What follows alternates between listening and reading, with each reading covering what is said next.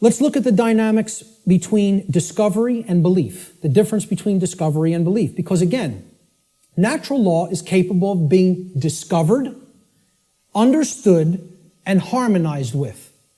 Now, does that sound like a religion? Religion asks people to believe, accept, and do without question. What this is saying, this exists, you're bound by it.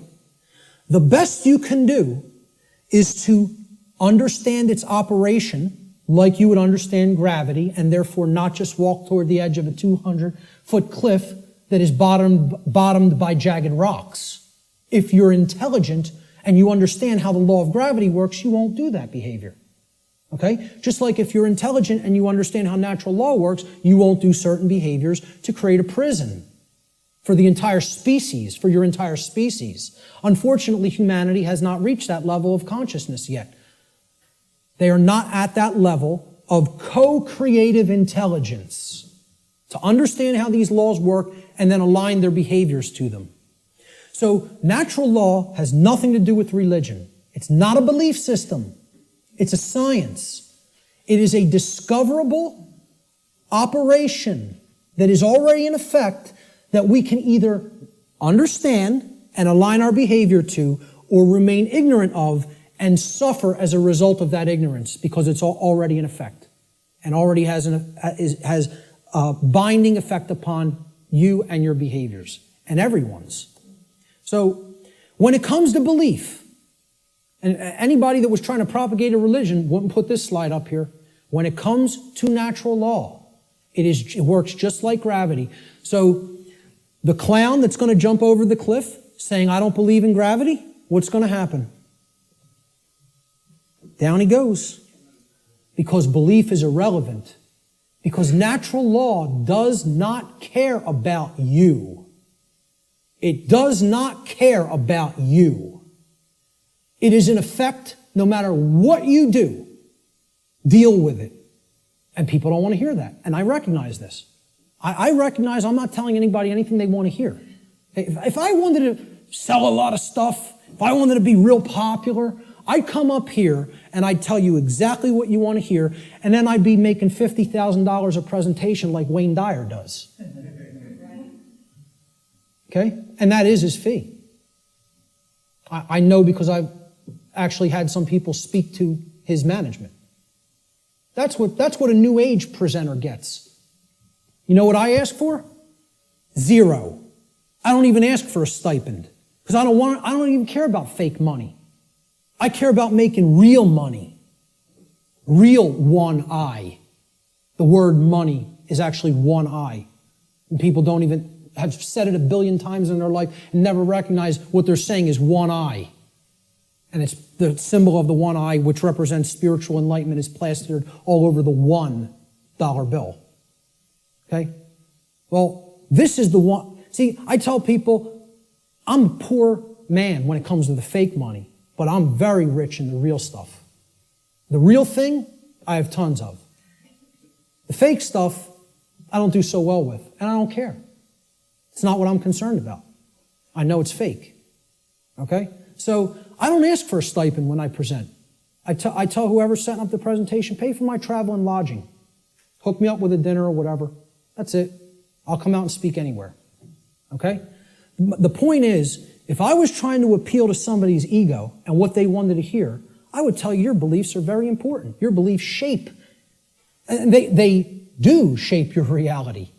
In a negative way, if you don't align yourself with truth and you want to stay attached to a belief system because you prefer it over what's real, okay?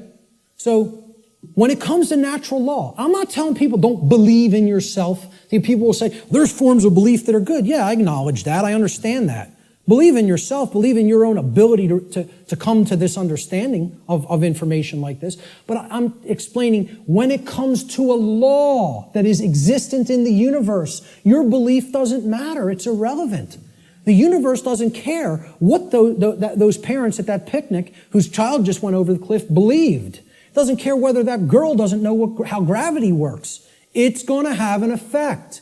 You act a certain way, like a computer. Boom, you put this in, Here's how you program this. That's what has to come out. Invariably.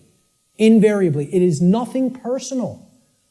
Natural law is not a personal force. It is an impersonal force. That every single mystery tradition and occult tradition that has actually wanted to share this knowledge with people has been telling people about and attempting to tell people about since time immemorial. It is an impersonal force. It does not care about you. It does not worry or care in the slightest bit whether you understand it or accept it or not. It is in effect, you are bound by it, the end, and stop crying in your milk over it. That's it. No one wants to hear that. And I'm not so naive that I recognize people don't want to hear that I don't recognize that. I do recognize that. Believe me, I realize the wall I am up against in saying this. I get it fully. Fully.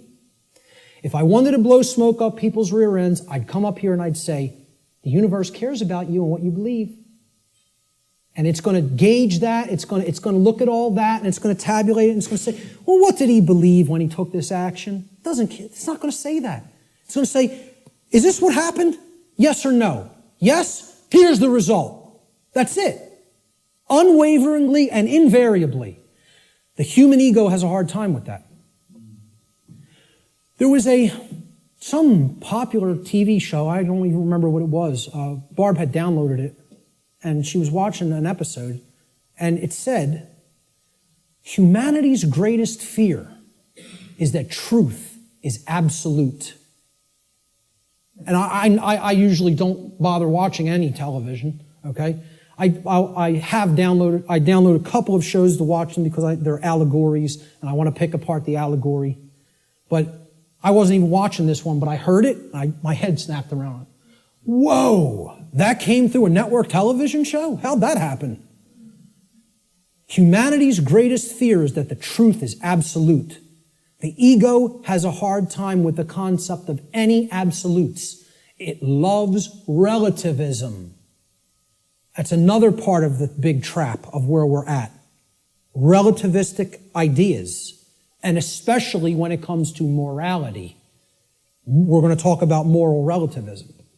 But the concept here is natural law does not require your belief to be in effect, no more than gravity requires your belief to be in effect. Okay?